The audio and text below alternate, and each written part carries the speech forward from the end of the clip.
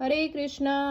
कैसे हैं आप सभी लोग। आज हम गीता सार के श्लोक 25 का अध्ययन करेंगे। अवियोक्तोड्यम चिंत्योड्यम विक्रायो यमुच्यते तस्मदेवं विदितुवैनं नानुशोचितुमर्हसीय।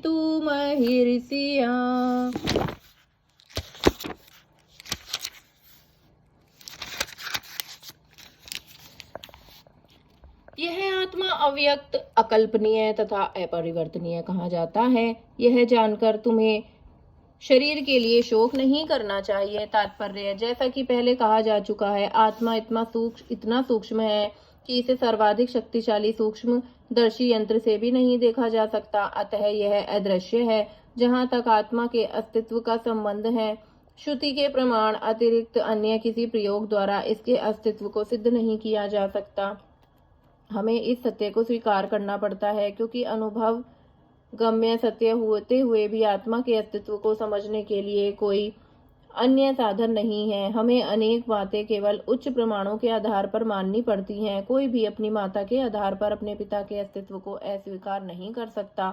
पिता के स्वरूप को जानने का साधन या एकमात्र प्रमाण माता है। इस प्रकार वेदा अध्ययन के अतिरिक्त आत्मा को समझने का अन्य कोई उपाय नहीं है। दूसरे शब्दों में, आत्मा मानवीय व्यवहारिक ज्ञान द्वारा अकल्पनीय है। आत्मा चेतना है और चेतन है।